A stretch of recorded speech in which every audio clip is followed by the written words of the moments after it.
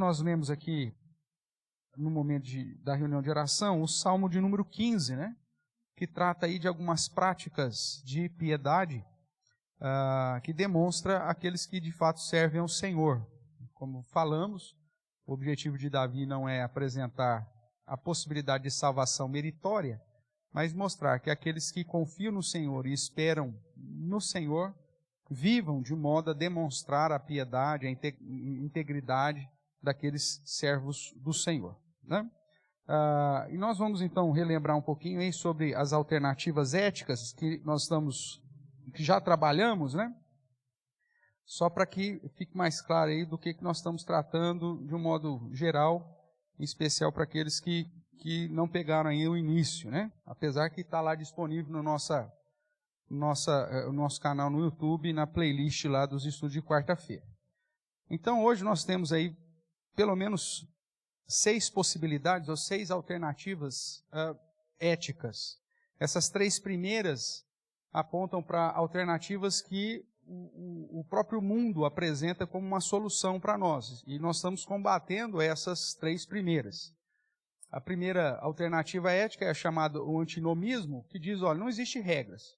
Cada cabeça uma sentença, então você não precisa se preocupar com ética, com moral. Você precisa se preocupar com o seu coração. Você está bem com o seu coração, está tudo certo com você, não tem problema. Você matou, mas você está tranquilo, que você fez aquilo que você tinha que fazer?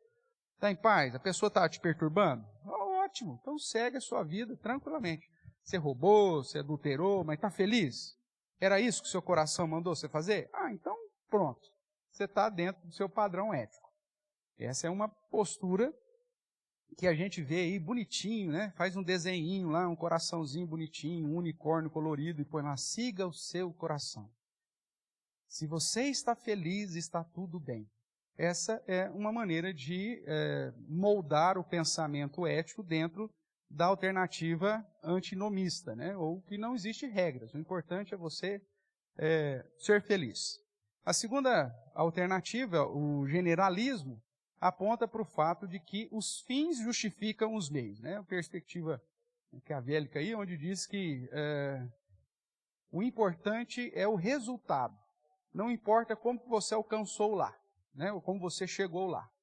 E isso, inclusive, tem se introduzido até mesmo dentro da igreja, que algumas pessoas, em nome de Deus, acham que pode fazer qualquer coisa, desde que atinja um objetivo que seja exaltado pela palavra de Deus.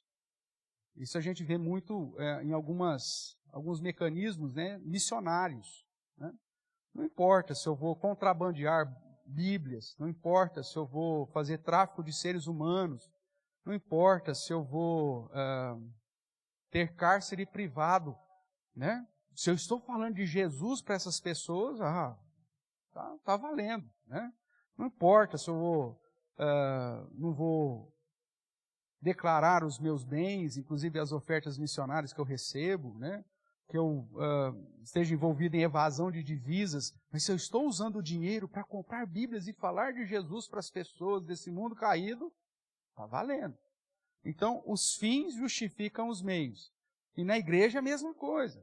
Existe mecanismo de submissão e tal, mas se eu quero preservar a minha família na igreja, e se porventura o conselho está querendo disciplinar o meu irmão, ou a minha filha, ou o meu filho, né? O importante é que meu filho fique na igreja, mesmo que ele fique, né, numa prática condenável, vai para o inferno do mesmo jeito, mas ele não pode ser envergonhado. Então é mais fácil tirar o pastor, mais fácil brigar com o presbítero. Os fins justificam os meios. O importante é a minha família estar na igreja, porque afinal de contas é a família que plantou essa igreja, né, tal, coisa desse tipo, né? Os fins justificam os meios. Ou então, pastor, eu sempre tive com o senhor desde o começo, então agora se eu pisar na bola, o senhor não vem puxar minha orelha não, porque nós estamos juntos desde o começo, então olha lá, hein? Então, né? Porque não importa o que você faz, o importante é que, né, o resultado permaneça dentro daquilo que é o que você espera. Esse é um grande problema que a gente vê em todas as áreas da vida, né? Nas empresas, nessa luta aí mercadológica, as pessoas denegrindo a imagem uns dos outros, porque o que importa é o resultado, não a maneira que você fez para atingir aquele resultado. A terceira alternativa ética aí, que nós já estudamos também, é o situacionismo, onde ele diz que só existe uma regra universal, né? O situacionismo prega que o amor é a regra universal, só que é um amor, não um amor bíblico, não um amor que a Bíblia descreve, que você deve amar a Deus acima de todas as coisas, inclusive acima de si mesmo. Esse amor pregado aqui pelo situacionismo é o amor próprio, é um amor egoísta, é um amor que não leva em consideração a abnegação, o temor a Deus, o amor ao próximo. É o amor próprio. Então, não importa os meus filhos, não importa o meu cônjuge, eu quero ser feliz, né? Então, eu vou pensar em ter outros companheiros, outras companheiras, porque eu quero é satisfazer a minha felicidade, eu tenho direito. E outra, eu fiz por amor, né? Eu fiz por amor, então, se eu fiz por amor, tá valendo. Bandeirinha do amor, tá valendo, não importa. Se eu matei, se eu roubei, se eu traí, o que eu fiz? Se eu fiz por amor, o amor justifica qualquer ato ilícito da minha parte. E aí nós entramos depois nas três alternativas com o amparo bíblico, né? Que é a alternativa do absolutismo não conflitante, que é, faça sempre o certo. Se tem situações que conflita, você vai ter que sempre procurar fazer o certo e lutar, porque é o absolutismo. Você tem que fazer o certo sempre. Uma segunda opção é o absolutismo ideal, que é faça o menor mal, porque considera-se o fato que sempre haverá conflitos éticos, onde eu tenho que escolher sobre uma série de situações éticas. Então, se fosse no absolutismo não conflitante, eu tenho que dar um jeito, se for perder a minha própria vida, para não errar de modo nenhum. Ou no absolutismo ideal, eu vou pensar numa situação de menos mal, né? Aquele exemplo que eu citei, entra uma mulher correndo aí, pede para você esconder ela de alguma forma, você entra aí debaixo da cadeira aí, fica aí. Aí chega um homem, você não sabe se é marido, você não sabe o que é, com uma baita uma peixeira, e pergunta para você assim, você viu uma mulher entrando por aqui? O cara com sangue nos olhos, né? Com a faca na mão. Aí você fala, pô, eu não posso mentir. Se eu falar para ele que não entrou mulher nenhuma, que eu estou mentindo. Então, dentro do absolutismo não conflitante, eu não posso mentir. Só que também, dentro do absolutismo, eu não posso permitir que ninguém mate ninguém. Eu não sei o porquê que está matando. Hein? E aí, como que eu faço? Então eu vou brigar com o cara e se tiver que morrer, eu vou morrer. Né? Mas eu não posso nem mentir e nem posso deixar que ninguém mate ninguém. Então eu vou ter que, dentro desse absolutismo não conflitante, pagar com a minha própria vida, se for o caso. Mesmo porque eu não posso matar ninguém também, porque eu não sei nem quais são os motivos que ele está com essa faca e por que ela... Né? Então, quer dizer, me coloca numa situação totalmente complicada. Dentro do absolutismo ideal, eu vou ver o que tem menos mal, o que é menos pior. Deixar uma mulher ser morta ou mentir? Né? Então fazer o quê? O menos mal é mentir. Então eu vou mentir. Só que isso aqui vai me deixar profundamente, sou pecador, vou ter que, né, vou estar perdidamente condenado porque eu menti. Mesmo que eu salvei a vida dela, mas eu menti. E a terceira hipótese é o absolutismo hierárquico ou hierarquismo, que mostra que quando existe conflito, né, nós vamos guardar a norma superior. Então, se há algum conflito, primeiramente, eu tenho que amar a Deus mais do que a mim. Eu tenho que amar a Deus mais do que o próximo. Onde a preservação da vida vale mais do que a mentira. E existe uma hierarquia que a própria Escrituras nos apresenta. O próprio Cristo fez essa distinção. O primeiro e maior mandamento, amar a Deus acima de todas as coisas. O segundo, né, semelhante a esse, amar o próximo como a ti mesmo. Então, nós seguimos uma linha que, dentro de situações onde não há conflito ético, absolutismo. Não tem conflito, então faça o que é certo. Quando há situações que há conflito éticos, aí você vai ter que usar um hierarquismo no sentido de colocar, segundo o padrão que as próprias Escrituras nos trazem, aquilo que você deve responder primeiro numa ordem hierárquica. Vamos lá, Sabrina.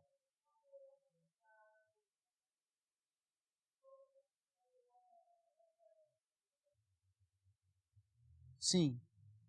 Quando nós estudamos a respeito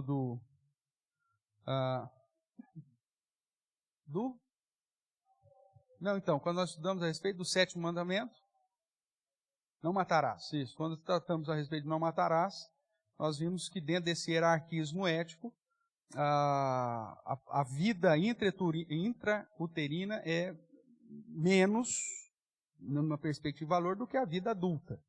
Você tem, inclusive, uma situação bíblica onde 2 homens estão brigando, e se esses homens ferirem uma mulher grávida e ela perder o bebê, a lei determinava que esses homens pagassem indenização para o pai, né, da criança, pela perder o bebezinho, né, estava sendo gerado.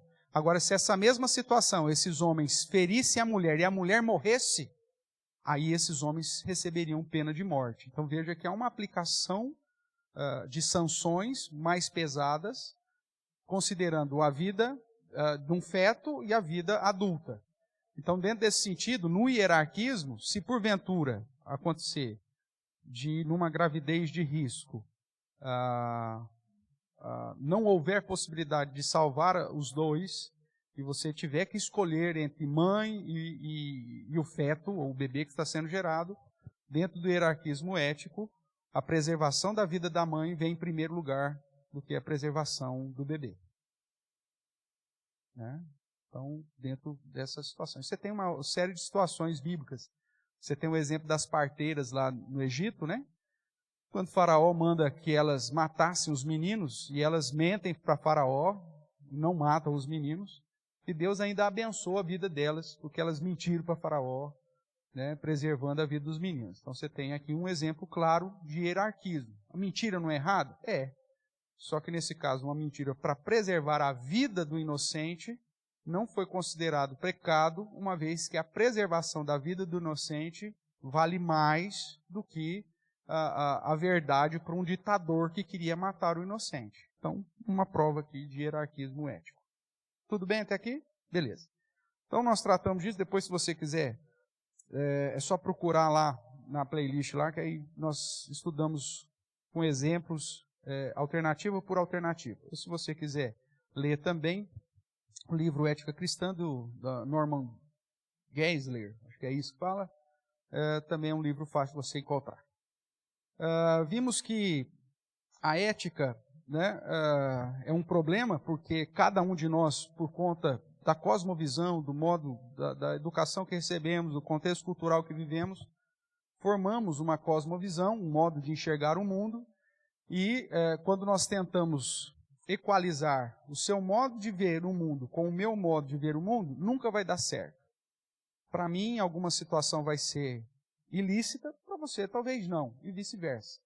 Então, todas as vezes que os homens tentam equalizar o padrão ético pelo seu próprio modo de enxergar o mundo, é impossível você entrar num acordo. Então, qual que é a solução?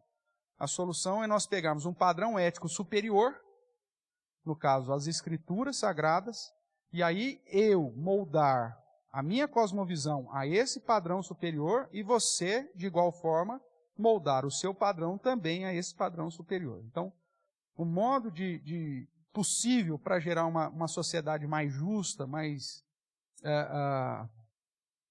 correta, seriam todos temerem a Deus e, obviamente, observar a sua palavra. Ah, pastor, isso não vai acontecer. De fato, mas se nós, pelo menos dentro de um contexto de cristianismo, conseguimos que os cristãos tenham a mesma cosmovisão ética, o mesmo modo de agir, o mesmo modo de pensar, dentro de um padrão de ética bíblico, certamente nós evitaríamos muitos problemas, inclusive dentro da igreja, e certamente influenciaríamos a nossa sociedade. Então, esse é o nosso padrão.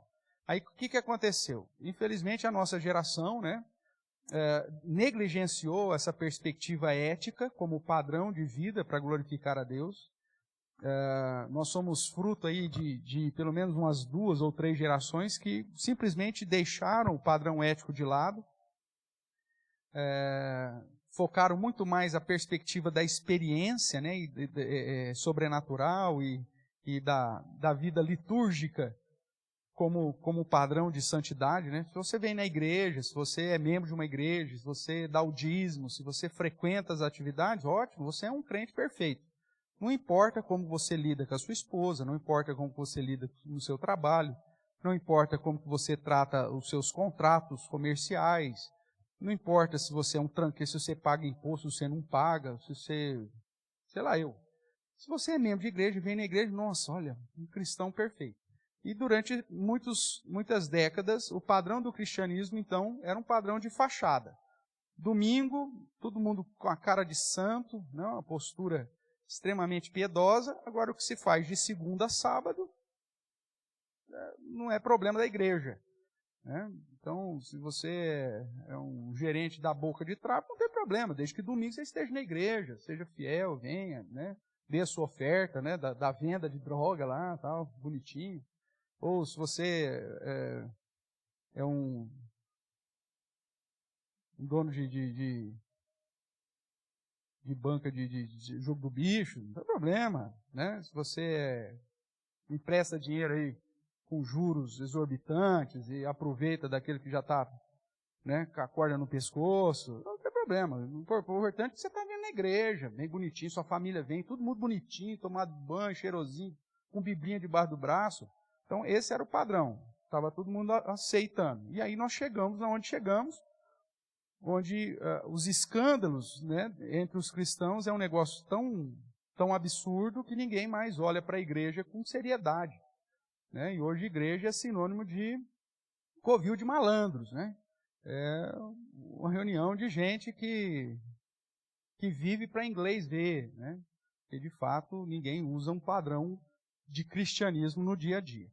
Mas o nosso objetivo é resgatar esse padrão ético que o próprio Deus estabeleceu para o nosso próprio bem, para a manifestação da glória de Deus, a edificação dos outros, e nessa tentativa até desesperada de influenciar positivamente nessa nossa sociedade tão caótica que, infelizmente, nós já estamos vivendo e desfrutando.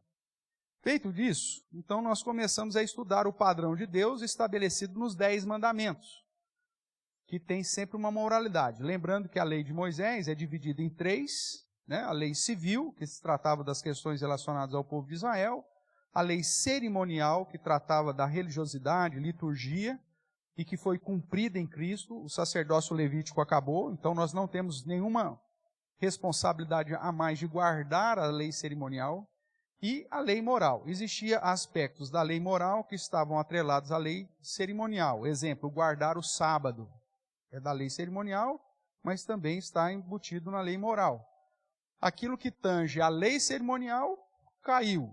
Agora, a moralidade de guardar um dia na semana para demonstrar a sua confiança a Deus, a sua dependência de Deus, que Deus é quem te sustenta, esse princípio moral de igualar todos os homens, inclusive você, os seus funcionários, e seja lá quem trabalha para você, esse padrão moral ainda permanece. Agora, as questões relacionadas a cerimonialismo, que estavam atrelados à lei moral, isso já foi cumprido em Cristo Jesus. Tudo bem? Recapitulando assim, então nós chegamos no 8º mandamento.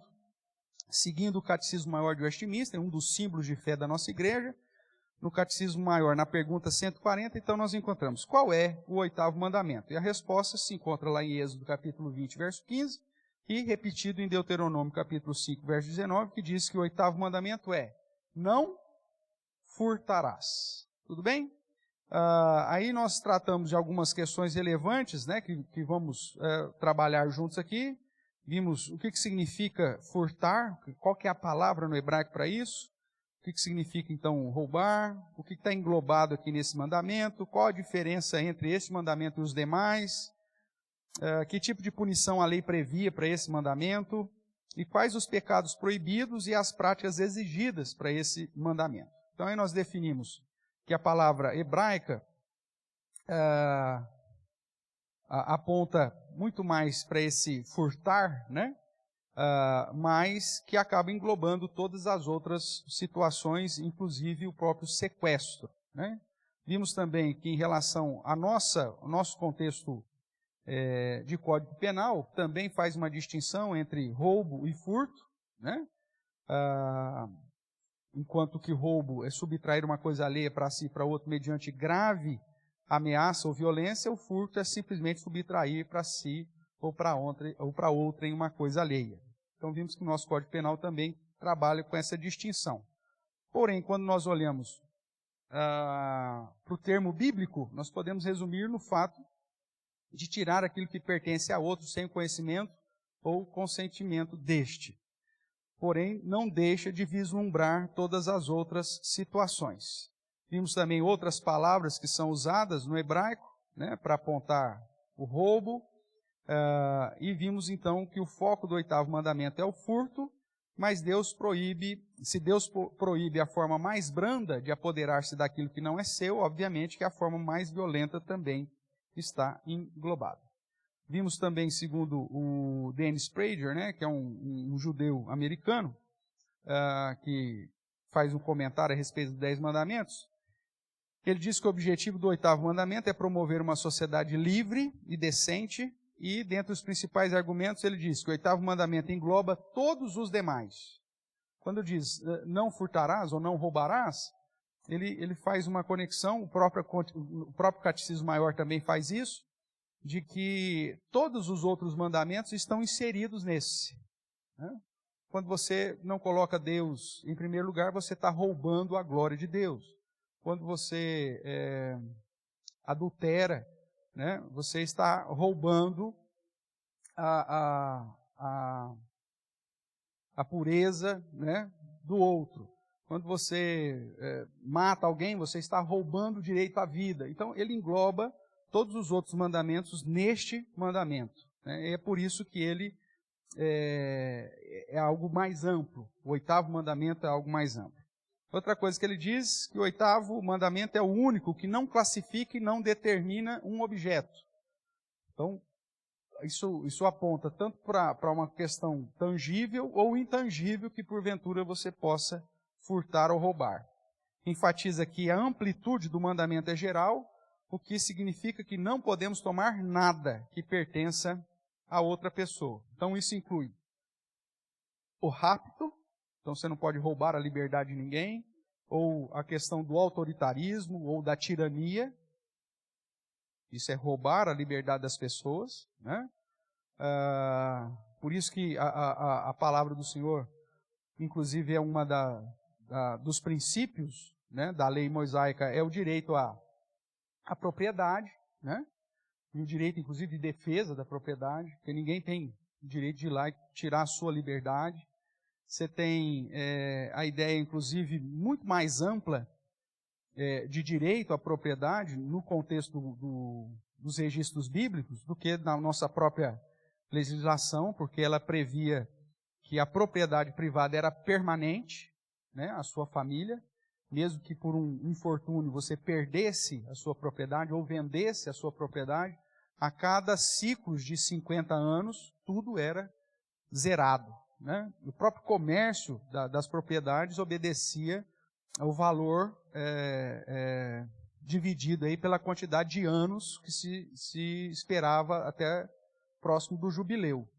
Então, alguém chega para você para vender uma propriedade e qual que é o preço dela? Vamos imaginar, 100 o preço dela. Então, tudo bem. Quantos anos ainda falta para o jubileu? Não, o jubileu foi o ano passado, falta 50 anos. Então, o preço dela é 100. Aí, conforme vai passando o tempo, esse preço ele vai se adequando à quantidade de anos que ainda falta para o jubileu, porque no final do jubileu, aquela propriedade tem que voltar para a família original. Então, uma preservação, inclusive, da propriedade privada e da manutenção, né, para que as pessoas não venham roubar a liberdade dos outros. Né? Fico imaginando, por exemplo, se o Brasil tivesse sido colonizado dentro dessa perspectiva, né, bíblica, nós não teríamos aí tanta desigualdade, talvez hoje, né, e capitanias hereditárias nem existiriam, e possivelmente o nosso contexto social talvez pudesse ter sido diferente e não ficado na mão dos mais fortes ou dos mais espertos. Porque dependendo de quem chegou, o cara põe lá a cerca dele, e quem entrar aqui, ele mete bala, porque ele tem mais filhos, ele é mais forte, ele é mais poderoso. Se você quiser, você trabalha para ele. Mas você não pode tomar um pedaço para você. Então, essa falta de sensibilidade ao direito de todos, acaba gerando essa desigualdade, que é, de certa forma, roubar a oportunidade de alguém. Tá? Então, a liberdade, a própria propriedade e a dignidade, quando se trata de questões intangíveis, né?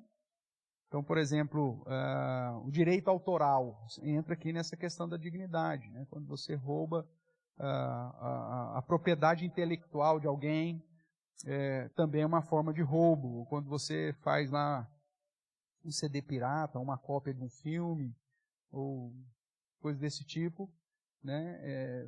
Ou simplesmente de um pensamento mesmo, né? E coloca como seu, tudo isso se enquadra dentro da quebra do 8º mandamento. Tudo bem até aqui, irmãos? Só relembrando por enquanto. Aí nós começamos ainda semana passada tratando quais são os deveres exigidos no 8º mandamento. E aí nós começamos dividindo aqui a redação do Catecismo Maior, né? E vimos que temos aí alguns deveres. Então, primeiro, os deveres exigidos no 8º mandamento. A primeira seção que eu pus aí, que é a verdade, porque mentir é roubar o direito da verdade. Né? Quando você mente para alguém, você está roubando o direito dela conhecer a verdade. Isso caracteriza a quebra do 8º mandamento. Então, é seu dever a verdade, é seu dever a fidelidade e a justiça nos contratos e no comércio entre os homens, dando a cada um o que lhe é devido. É seu dever a restituição de bens ilicitamente tirados dos seus legítimos donos. Então, dentro da nossa cultura, hoje, tem gente que vive de tombo, de dar tombo nos outros. Né? É o tranqueiro em pessoa. O cara vive disso. Né? Em fazer contratos fraudulentos, em omitir situações. O cara vive de dar tombo nos outros. Na perspectiva bíblica, esse é um cara que quebra o 8º mandamento e que é passível de algumas penas que a própria lei de Moisés previa. Né? Então vamos ver aí alguns versos aí para fundamentar isso aí.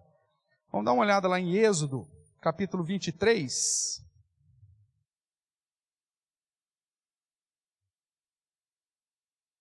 Os versos 4 e 5. Êxodo, capítulo 23, versos 4 e 5. Nós vamos ler aí o verso 1 até o 5, né, para que você entenda um pouco mais a respeito aqui do falso testemunho. Diz assim, Êxodo, capítulo 23, versos de 1 a 5. Não espalharás notícias falsas, nem darás mão ao ímpio para ser testemunha maldosa.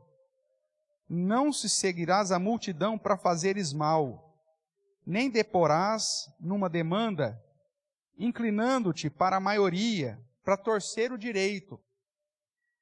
Nem com o pobre serás parcial na sua demanda. Se encontrares desgarrado o boi do teu inimigo ou o seu jumento, lhe reconduzirás. Se vires prostrado debaixo da sua carga o jumento daquele que te aborrece, não o abandonarás, mas ajudá-lo-ás a erguê-lo. Veja, irmãos, a prática da bondade, né, de não furtar o direito da prática do bem, é uma das posturas éticas indicadas pelas Escrituras. Como o apóstolo Paulo vai dizer em Romanos, né, não pagar o mal com o mal, mas pagar o mal com o bem. Porque dentro da perspectiva bíblica, quando você deixa de fazer o bem, você está roubando o seu dever de fazer o bem, mesmo aquele que é malvado, mesmo aquele que tenha sido instrumento de prática malvada em relação a você. Então, na visão bíblica, ou na ética bíblica, não podemos furtar o nosso dever de fazer o bem. Seja lá para quem quer que seja. Né? Não agir de modo malvado, não agir de um modo simplesmente porque a maioria está querendo, como nós lemos aqui no contexto. Você vai procurar o lado que é certo. Você vai agir de uma maneira a ser verdadeiro. Você não vai mudar o seu testemunho porque tem mais gente falando o contrário.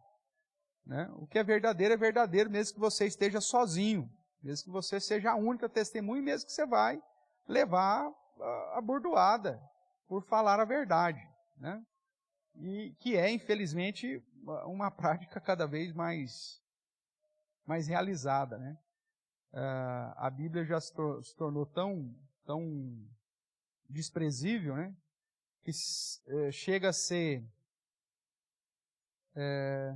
inusitado aquelas cenas ainda que a gente vê no julgamento das pessoas, né? Onde coloca a Bíblia lá, para o cara pôr a mãozinha na Bíblia e jurar que vai falar a verdade em nome de Deus. É uma vergonha. Ninguém mais usa isso, né? Como temor, de fato, para falar aquilo que se espera da verdade e tudo mais. E às vezes as pessoas preferem mentir até para preservar a própria vida, né? Quando o Estado não nos protege, aí você, vamos lá, é a única testemunha de um assassinato de 2 traficantes, duas pessoas aí terríveis para a sociedade. Aí te pega de testemunho e fala, e aí? Pô, o outro já morreu mesmo. Se eu falar que eu vi quem matou, eu sou o próximo da fila. E aí o que eu faço? Não vi. Só que qual que é o padrão ético? Vou correr o risco, meu amigo. É isso mesmo. Só que aí quando você vê um sistema jurídico determinado por legisladores corruptos, ladrões, bandidos, onde colocam a postura onde o errado está certo, o justo sempre vai pagar pelo pato, né? Sempre vai sofrer. Mas é a situação, né? É a situação.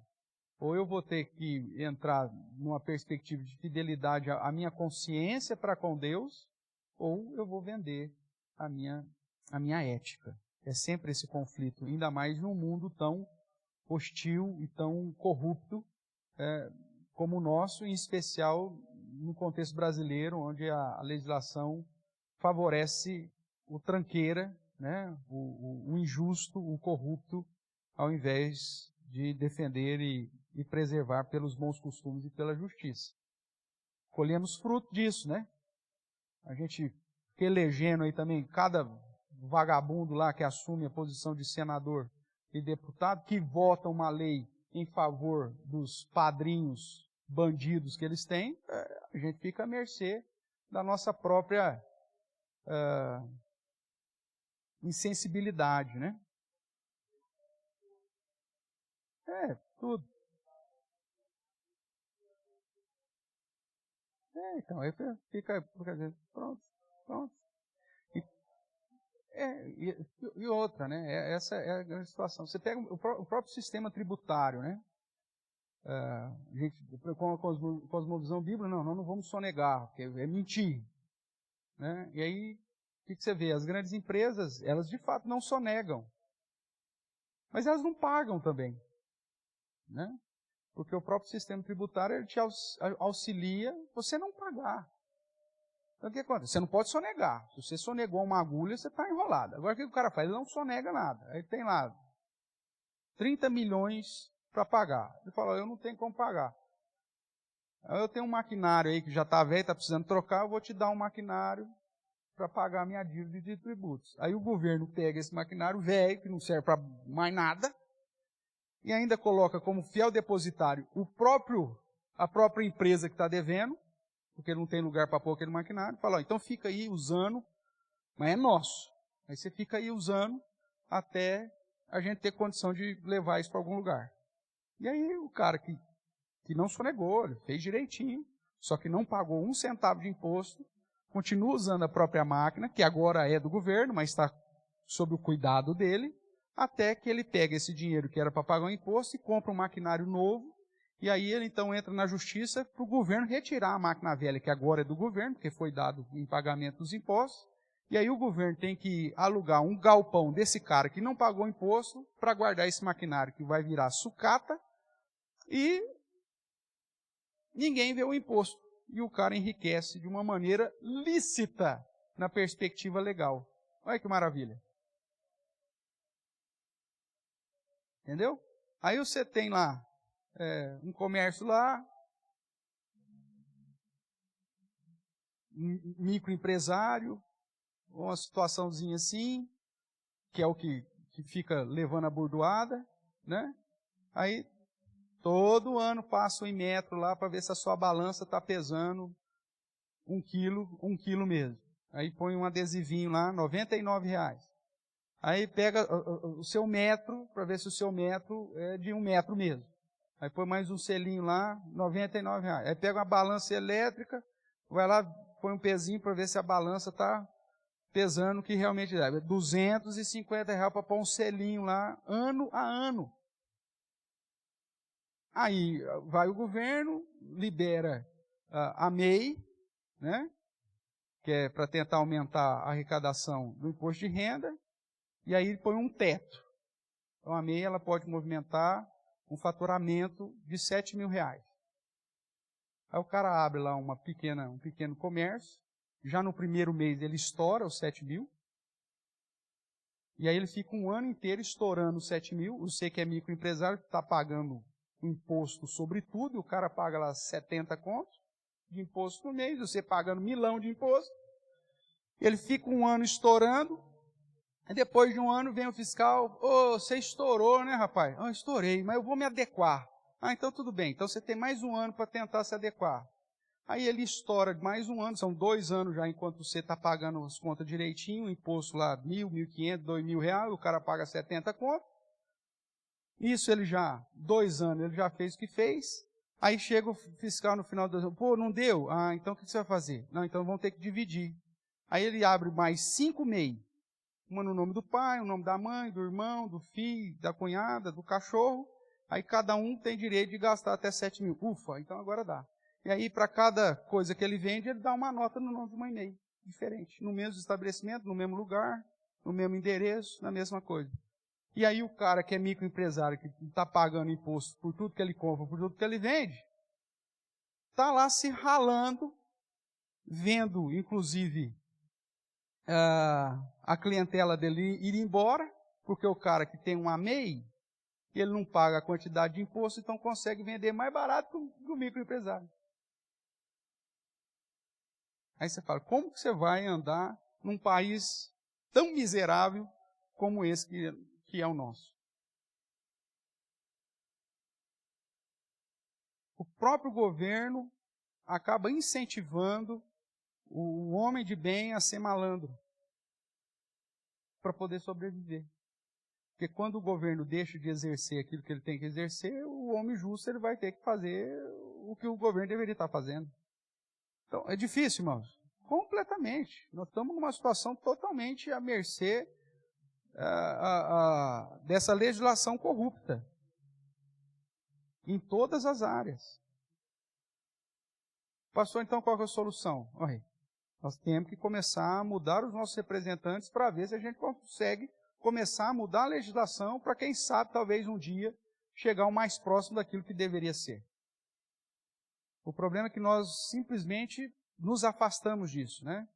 Nós demonizamos a política, então fala, não, o cristão não mexe com isso. Então você não põe nem gente boa lá, e quando põe alguém que se diz cristão, o cara é pior do que o ímpio, né? E aí nós ficamos à mercê dessa situação. Irmãos, vai ficar cada vez mais difícil. Não é à toa que o próprio Senhor Jesus, na revelação do Apocalipse, diz que aquele que tiver a marca da besta, né,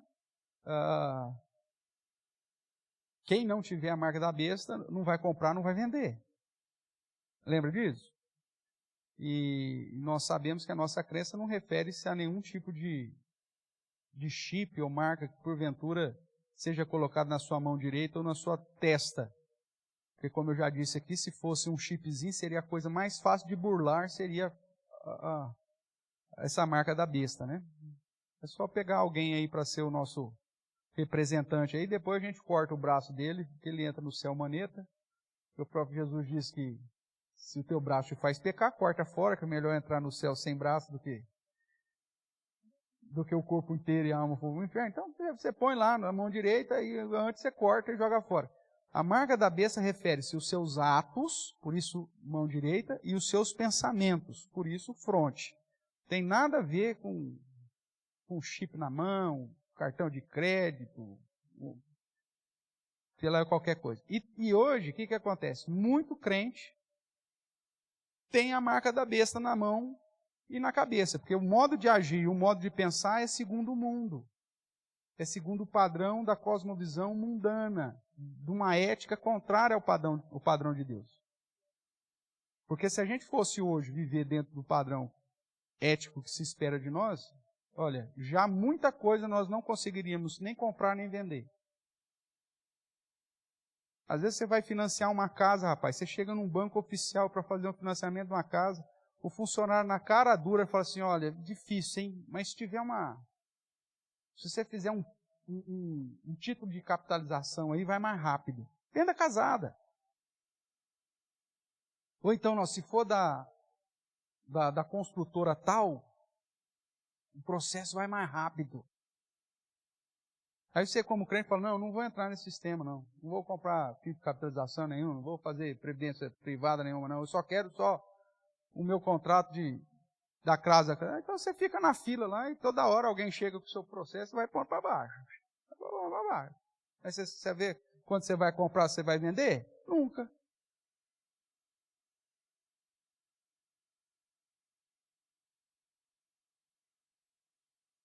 Aí os outros falam, nossa, beleza, faz lá um título de capitalização lá, depois você cancela esse negócio, faz um seguro lá que a mulher está vendendo. É mecanismos que o sistema te impõe e você tem que aceitar, porque senão você não consegue nem comprar nem vender. E a tendência é só piorar. E aí os verdadeiros cristãos vão passar apertado. Hoje, rapaz, você chega em qualquer loja, você chega, vai comprar, não sei o que, e fala assim, eu preciso da Danf. Parece que você está pedindo cocaína. Está pedindo para comprar, sei lá, munição. O quê? Mas o cupomzinho fiscal não funciona? Porque aí já tem a maquininha lá do cupom fiscal fajuto e aquela que está ligada ao SAT, que vai para a Receita Federal. Mas tem a caixinha lá, que essa, vai naquele caixa ali. Quando eu falo, vai naquele caixa ali, que eu vejo que você tem com muita coisa, ele manda você naquele caixa ali, que aquele caixa lá é do papel higiênico na caixa registradora. Porque lá ninguém nem fica sabendo o que foi registrado ali. Agora, aí você pede, não, precisa de Danf. Hoje vai para o gerente, acende a luzinha do negócio, já vem o segurança, o que aconteceu? Eu preciso da Danf. A gente se sente, meu Deus do céu, o que eu fiz? Eu só pedi a nota fiscal.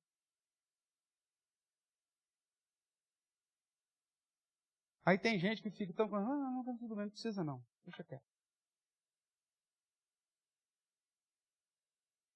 Marca da besta, segundo a perspectiva bíblica. E vai piorar. Estou sendo claro aqui, irmãos? Olha a dificuldade, né? Então vamos lá, vamos ver agora Levítico 6.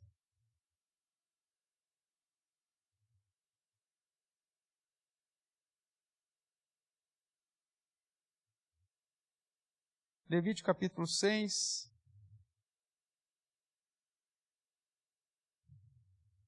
Vamos ler também de 1 a 5? Diz assim, Levítico capítulo 6. Falou mais o Senhor a Moisés dizendo, quando alguma pessoa pecar e cometer ofensa contra o Senhor, e negar ao seu próximo o que este lhe deu em depósito ou penhor, ou roubar, ou tiver usado de extorsão para com o seu próximo, ou que tenha achado o perdido, o negar com falso juramento, ou fizer alguma outra coisa de todas as em que o homem costuma pecar, será, pois, que tendo pecado e ficado culpada, restituirá aquilo que roubou, ou que extorquiu. ou o depósito que lhe foi dado, ou o perdido que achou, ou tudo aquilo sobre que jurou falsamente, e o restituirá por inteiro, e ainda a isso acrescentará a quinta parte, aquele a quem pertence, lhe dará no dia da sua oferta pela culpa. Visão ética nossa. Achado não é roubado. Não é assim? A gente aprende desde pequenininho? Achado não é roubado. O cara falou, mas eu que perdi. Você achou o que eu perdi. Eu tenho como provar, inclusive, que foi eu que perdi. Achado não é roubado. Essa é a nossa cosmovisão. Cosmovisão bíblica. Se você achou que foi perdido, você tem que restituir. E se você mentiu e ficou com você, quando alguém descobrir, você vai ter que restituir e ainda pagar uma indenização de 20%. De 1/5. Olha que maravilha, irmãos. Se nós tivéssemos uma legislação desse jeito, quem que ia pegar alguma coisa? O ladrão entra na sua casa, ele rouba tudo que tem na sua casa, leva embora, vende para comprar droga, a polícia vem, prende o cara, aí você fala assim, viu, e o meu prejuízo? Mas ele não vai pagar o prejuízo que ele me deu? Ele já vai ser preso. É capaz dele sair primeiro da delegacia do que você, que está lá ainda fazendo boletim de ocorrência e dizendo todas as coisas que o cara levou.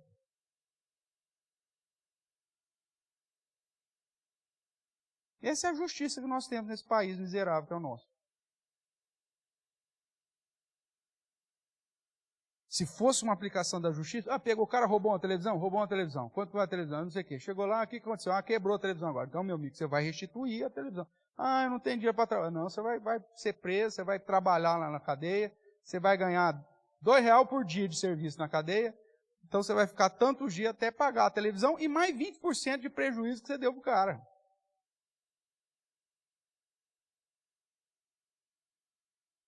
Queria ver se o cara ia continuar roubando celular. Se para cada celular ele tivesse que restituir o valor do celular, mais 20%. Eu não tenho, coitadinho, é vítima da sociedade, né? O cara não tem, o cara fica com vontade de ter um celular, ele não tem, você tem, ele vai e toma, coitadinho. Esse é o pensamento ilícito da nossa nação. E tem gente que vai na televisão e defende isso claramente. Né?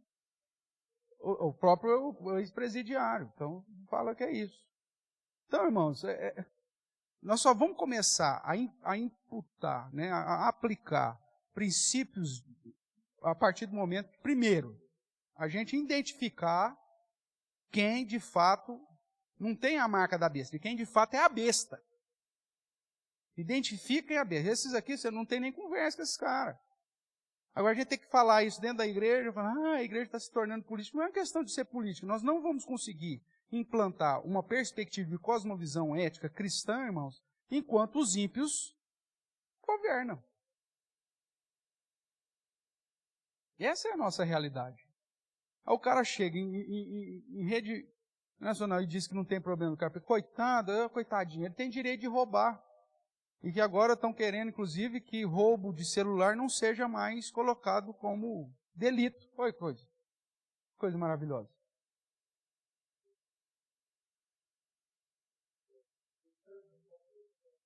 É basicamente isso que a gente sempre falou aqui. Sempre falou. Mas a única coisa que eu não gostei é porque não dá solução nenhuma. Aqui eu dou a solução. A solução é essa, a gente viver dentro da perspectiva de uma cosmovisão cristã e começar a tentar mobilizar o maior número de pessoas para eleger pessoas que vão defender uma legislação diferente dessa que infelizmente está aí em vigor. Porque senão nós estamos perdidos. Nós estamos perdidos. Vamos lá, caminhando mais um pouco aqui. Deuteronômio ainda, Levítico ainda, capítulo 25.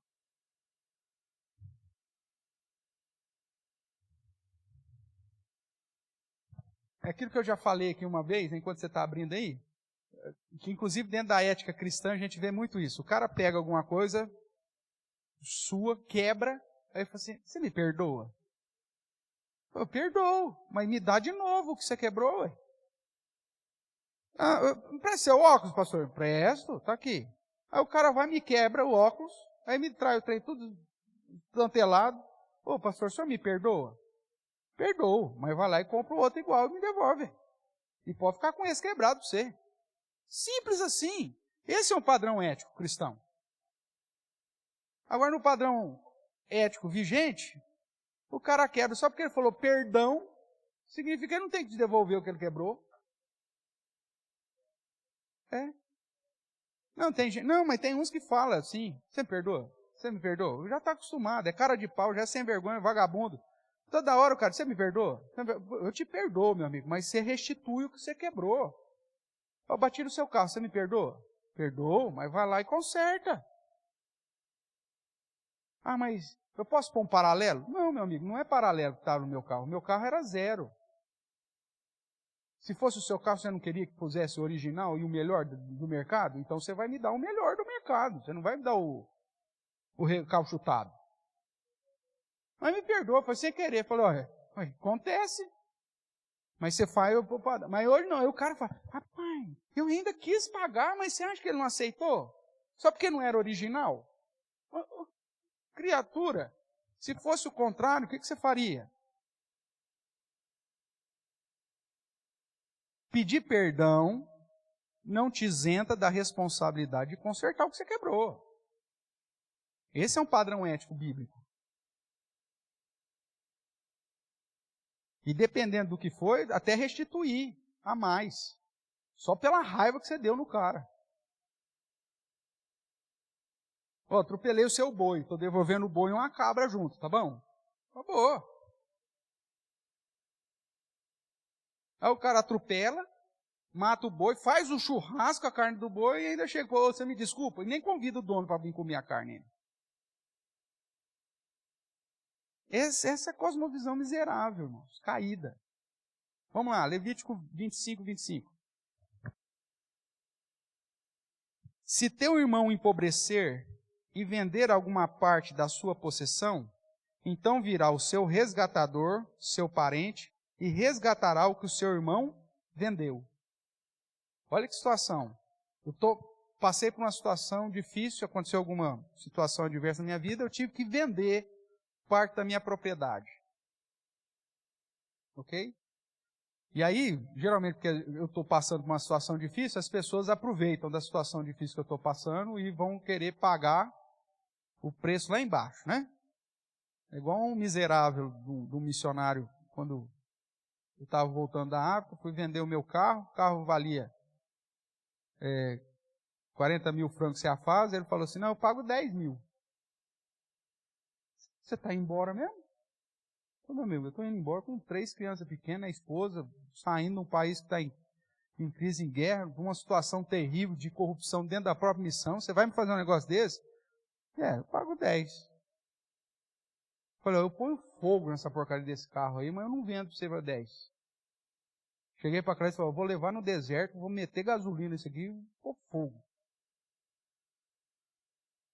Mas não vendo para esse cara. E não vendi para ele. Graças a Deus o senhor levantou um outro cara lá e me comprou um preço justo. Mas, o cara é pastor, miserável do cão, rapaz. Se aproveitar da situação adversa do outro. O cara desse tem que queimar no inferno, fala sério. Aí, tá vendo? Aí o cara vendeu. Qual que é o padrão que Deus estabelece? Se você viu o seu parente fazer isso, se você tem condição de resgatar, vai lá e compra e devolve pro cara. Esse é o padrão, irmãos. Aí parece que a gente olha e quer ver o parente na pior, né? Ih, ó, fulano perdeu tudo, ó. É seu irmão, criatura, é seu parente. O seu padrão tinha que ser de socorrer. Usar o seu recurso para abençoar, para que ele não empobreça, mas para que ele tenha condição. Ah, mas ele é tranqueira. Opa, aí você tem outro padrão bíblico para isso. Mas é uma situação que ele se empobreceu por uma circunstância da vida, o padrão é de socorrer. Não, mas ele é ostentador, ele é vagabundo, ele não sei o que, perdeu, porque ele não sei o que. Opa, aí você tem outro padrão bíblico para se aplicar.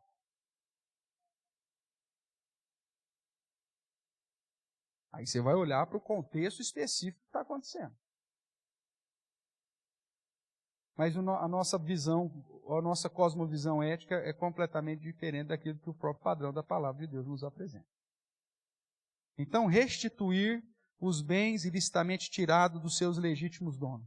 Alguém foi lá e se aproveitou do cara que estava empobrecendo, você é parente, tem condição de ir, vai lá, restitui, você é o resgatador, vai lá, compra e resgata. Não, fulano, você não vai ficar numa situação pior que aquela que você já está por conta disso.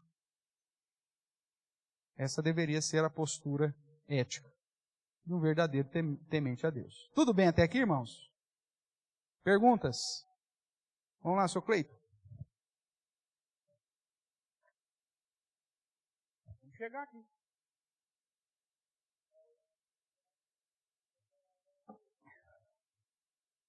Os bancos. O Cleito está perguntando pelos bancos.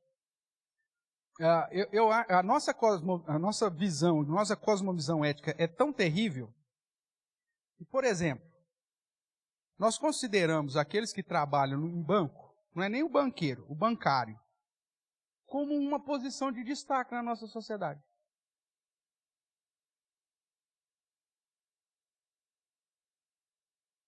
E algumas profissões, a gente desce além.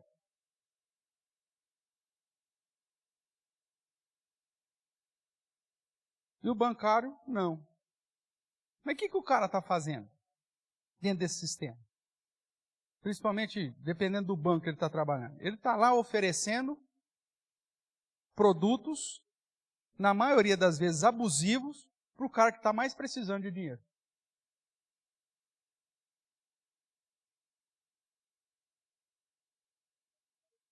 Para o dono do banco ficar mais rico ainda. Viu? Entendeu? E aí você fala, mas nossa, o nosso irmão é gerente do banco, olha que maravilha. Nossa, olha, fulano, ele vai lá, inclusive, que ele vai te vender um produto bom lá para você. Aí você pergunta para ele, você tem esse produto, meu irmão? Não, eu só vendo ele. Porque nem ele compra o produto, porque ele sabe que o trem é para tirar o seu dinheiro. Agora, a gente lida com isso como se fosse normal. Como se fosse normal. Agora, eu tenho conhecidos, por exemplo, que trabalhavam em banco, que aí viram que a postura do banco geralmente não tinha como, que era uma situação abusiva. Hoje, ainda bem que ainda tem, a legislação ainda te permite entrar com ação para rever contratos e ver contratos que são abusivos e tudo mais. Então, melhorou um pouco por conta do Código de Defesa do Consumidor. Acabou ainda amenizando tal. Outra coisa que melhorou foi a abertura, né, da rede bancária, que aí vem um monte de banco, e aí há uma competição entre os bancos. Isso aí é fantástico, porque acaba beneficiando quem precisa do banco. Então você chega, eu vou comprar uma casa, eu preciso de ajuda de um banco. Você vai, você tem lá 4, 5 bancos que têm crédito, você procura aquele que está com uma taxa de juros menor. Oh, beleza. Então, o número de bancos aumentando é melhor para o pobre. Né? Porque aí vai ter uma competição entre eles. Mas e o tempo atrás que você tinha lá só meia dúzia de banco? E que você ficava à mercê desses caras? Cheque especial com 1000% ao mês. Olha que coisa absurda. Num país que se dizia cristão. Não, hoje em dia isso é complicado, mas... Ou procurar, pelo menos, aqueles que agem de uma maneira mais justa dentro do livre comércio, né?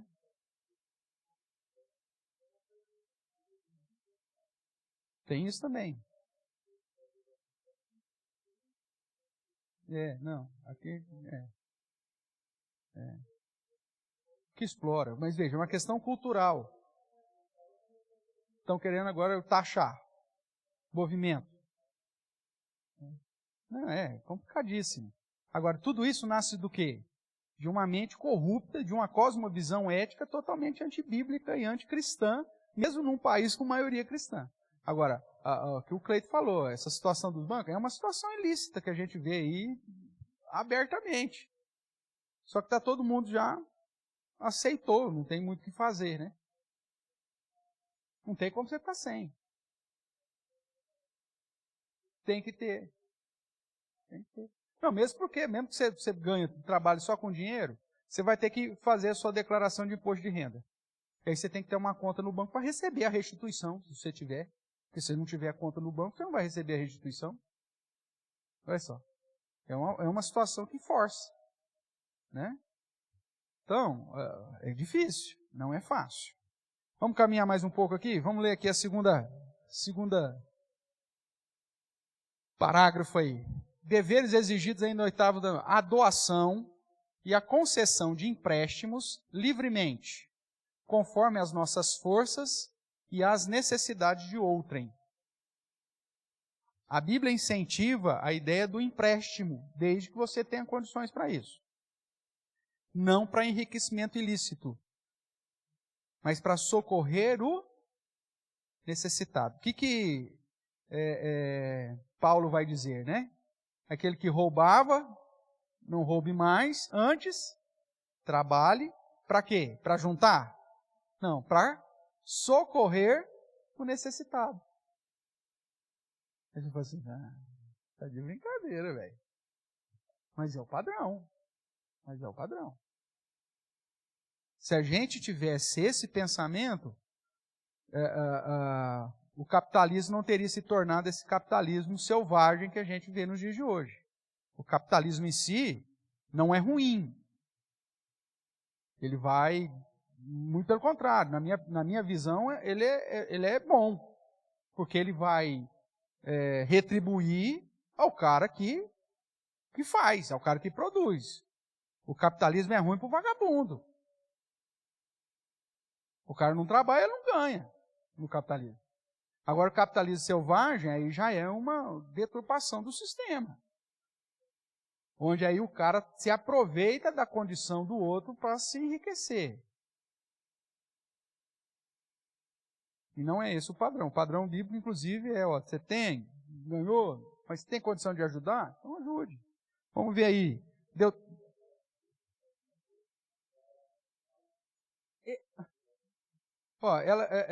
A questão é nada abusivo, né? Nada abusivo. Você tem, por exemplo... Não, geralmente qual que é o padrão? O padrão é o... Como é que fala? Talvez o Paulo lá possa me ajudar. Isso, aquela... Né, hoje, R$100 hoje, daqui 5 anos, quanto que corresponde... a correção monetária, isso, esse é o termo. Tá? Mas não juros abusivos, porque juros já é enriquecimento ilícito daquele que está passando por necessidade. Porque o cara que vai pedir alguma coisa emprestada é porque ele está precisando. Porque se ele não... entendeu? Agora, a correção monetária, tudo bem, porque você não vai ter prejuízo daquilo que você emprestou. Né? Mas a ideia era justamente dessa perspectiva da cooperativa, né? Para auxiliar. Tanto é que os primeiros reformados, o tripé deles era justamente a Bíblia, religião, né? A igreja, educação e o cooperativismo. Você vai para os holandeses, por exemplo, aqui no sul do país, a maioria das cidades aí que eles formaram está fundamentada nesse tripé. O meu plantio foi bom, o seu não foi tão bom, não tem problema, meu amigo. Nós estamos na cooperativa aqui, esse ano o meu lucro te abençoa no seu prejuízo, no outro ano, se você tiver mais lucro do que eu, você abençoa no meu prejuízo. E aí eles se fundamentaram. Então, esse padrão da cooperativa, do empréstimo sem ideia de enriquecimento ilícito, estava no DNA dos cristãos protestantes, que incentivava o capitalismo, é verdade, porque o capitalismo era a maneira de eu me tornar livre dos tiranos, só que de uma maneira que buscasse um padrão que todo mundo fosse abençoado junto. Então, esse seria o ideal. Tá? Vamos lá, Deuteronômio, capítulo 15. Versos 7, 8, 9 e 10.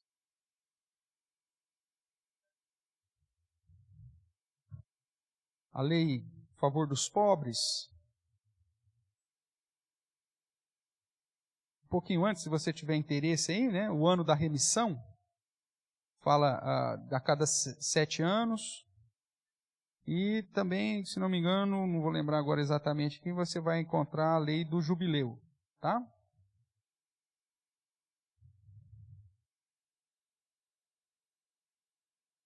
E, inclusive, o padrão do dízimo, aqui no capítulo 14, né, como um meio também de manutenção social, para socorrer o estrangeiro, o órfão, a viúva,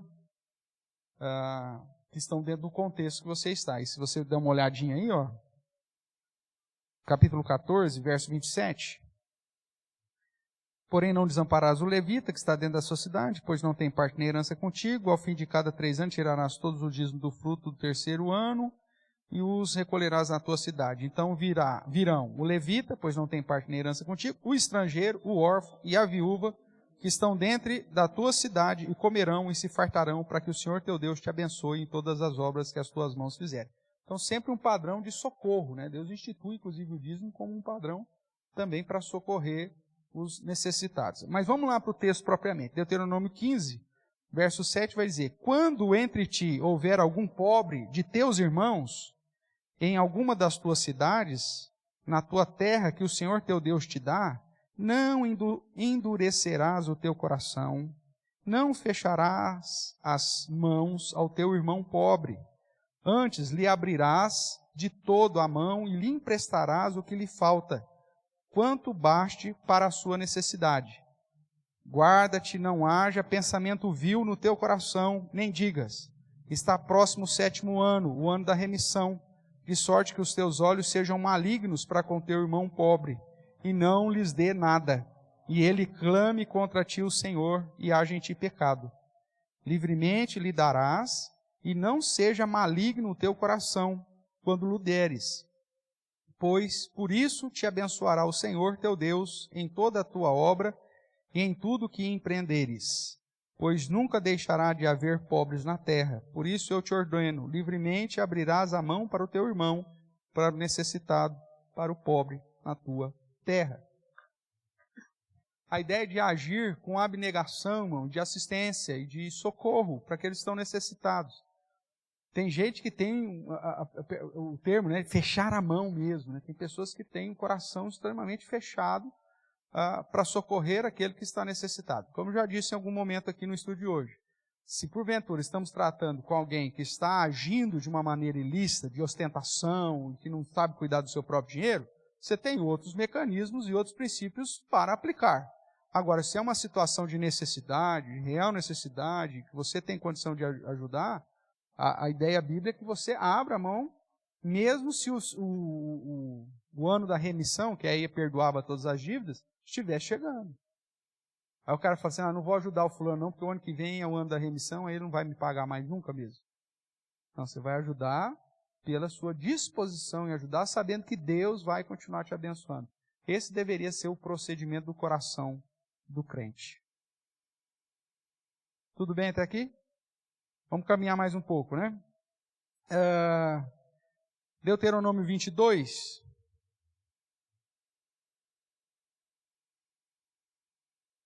Versos de 1 a 4.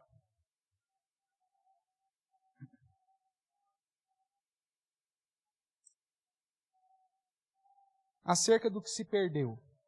Vendo extraviado o boi ou a ovelha de teu irmão, não te furtarás a eles. Restituí-los-ás sem falta a teu irmão. Se teu irmão não for teu vizinho, ou tu o não conheceres, recolhê-los-ás na tua casa, para que fiquem contigo, até que teu irmão os busque, e tu os restituas. Assim, também farás com o seu jumento, e assim farás com as suas vestes, o mesmo farás com toda coisa que perder de teu irmão, e tu achares. Não te poderás furtar a ela. O jumento que é de teu irmão, ou o seu boi, não verás caído no caminho, e a ele lhes furtarás. Sem falta o ajudarás e a levantá-lo. Mais uma vez, aquele princípio, né, de restituir o dono aquilo que lhe é devido, mesmo se for perdido. Tem gente que que às vezes vê, né? Tem esses videozinhos de internet, que inclusive os caras produzem para ver a honestidade das pessoas, né? O cara lá mexe assim, aí ele puxa alguma coisa do bolso e cai uma nota lá, R$50, R$100. A pessoa que viu cair vai lá, pisa e fica lá. Aí o cara, você viu caiu? Não. Rapaz, acho que eu perdi isso. Não. Aí o cara vai embora, o cara vai lá, pega e vai embora. Já viram isso aí? Hã? O miserável cara, velho.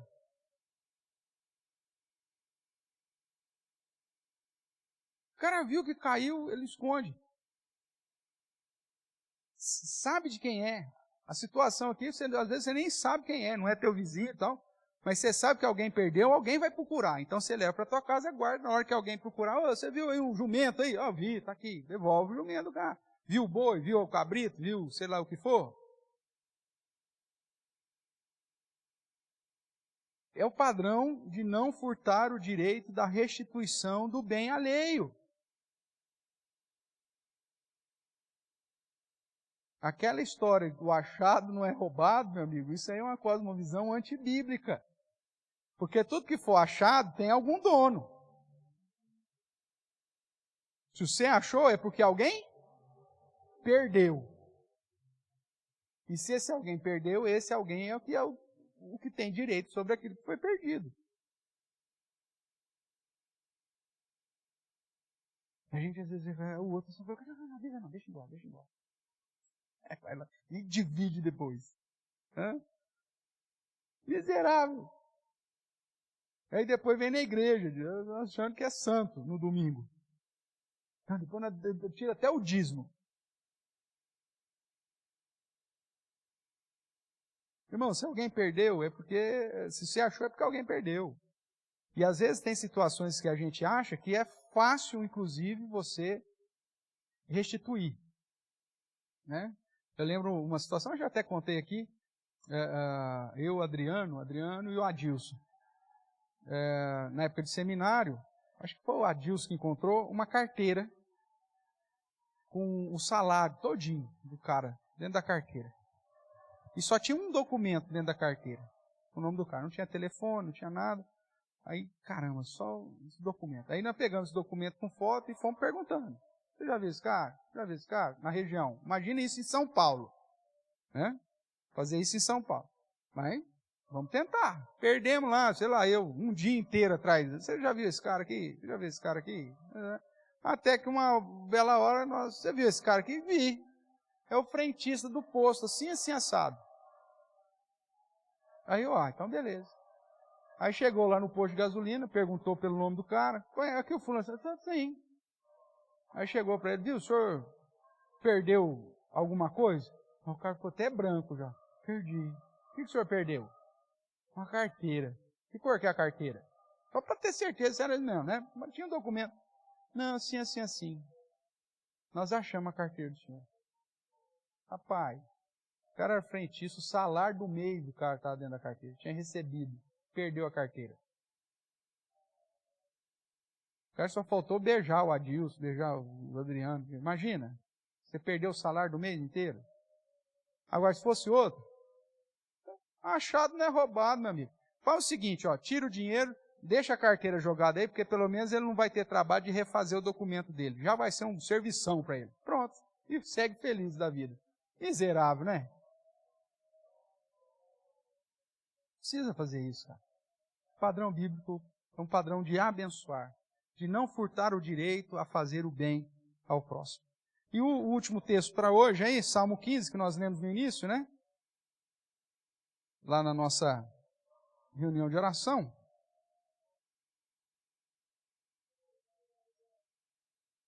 Quem, Senhor, habitará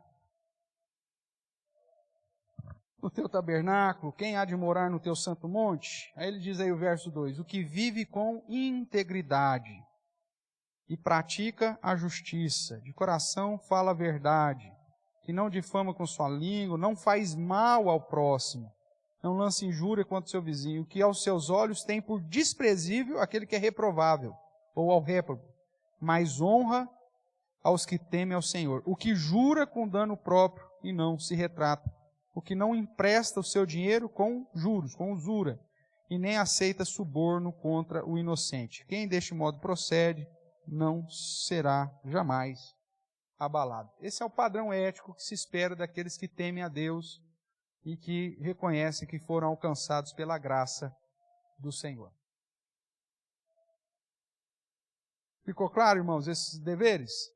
Semana que vem, se Deus permitir, a gente continua ainda com os deveres. Tem ainda mais um punhado aqui.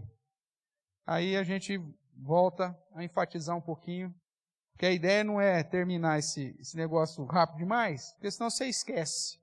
Mas é ir semana a semana, né, André? Relembrando, porque no recordar a gente assimila mais. E a ideia é o seguinte: começar em nós, irmãos. Começar em nós. Um troco errado que você devolve, né?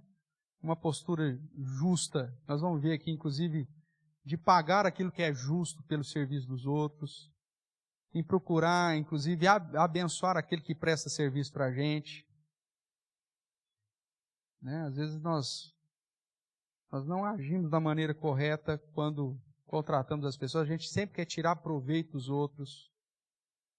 E a perspectiva bíblica é justamente de abençoar os outros. Deus é o nosso justo juiz. Mesmo que os outros falem, mas você é um tonto, hein? Sou um tonto, não. Esquenta a cabeça, não. Deus é o meu juiz.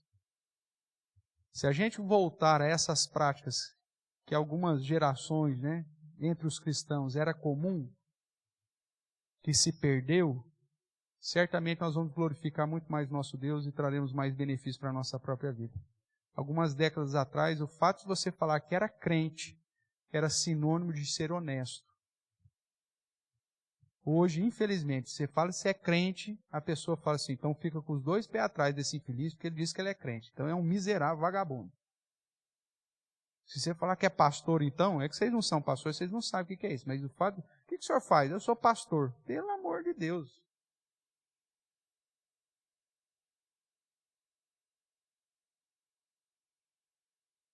Você é considerado um tranqueira, porque é sinônimo de ladrão, é sinônimo de picareta, é sinônimo de gente que dá o tombo nas pessoas.